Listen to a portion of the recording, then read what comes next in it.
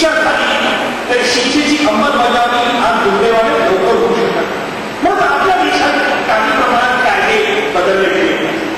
जेव्हा आज चेहऱ्यावर वगैरे शांत दिसले असले मी आम्हाला एक प्रश्न विचारला की आवाज तुम्ही इथे मित्र भाषा तुम्ही तुमच्या तरुणपणे असंच मित्र होतो आम्हाला उत्तर दिलं नाही।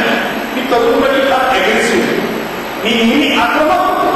मग माझा आक्रमकपणा हळूहळू नाही कसं म्हणलं जातं म्हणजे मी ज्यावेळेला उपमुख्यमंत्री झालो आणि ज्यावेळेला काही वेळेला प्रसार माध्यमांनी माझ्या बोलण्याचा भाषणाचा विपर्यास करून जे जाहीररित्या टीका करतात त्यावेळेला म्हणून टाकतो। म्हणून प्रसार माध्यमांवरती एक मोठी जबाबदारी आपण काय करतो कोणाला नावलेट करतो काय करणार आपल्या लिहिण्याने आपल्या दाखवल्यामुळे समाज जीवनावरती काय परिणाम होणार आहे याचा देखील प्रसार माध्यमांनी साकारल्याने आज विचार करायची गरज। ज्यावेळेला प्रसार माध्यम ही लोकशाहीचे एक महत्वाचं स्तंभ आपण मानतो आणि म्हणून या प्रसार माध्यमांवरती देखील एक मोठी नैतिक जबाबदारी।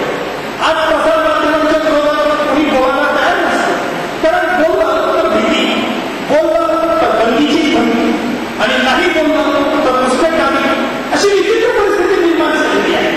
आणि इथे संघटित लोक असतात त्याला संघटित पुस्तकामी होणं हे केव्हाही वाईट आहे।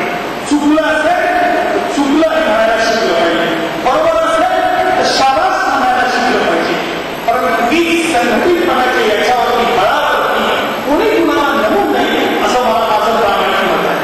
आणि आपण या सगळ्या कार्यक्रमामध्ये संजय काकांना सांगितलं की म्हटलं संजय काका तुम्ही आणि आम्हाला दोघं एकत्र झाले पाहिजे।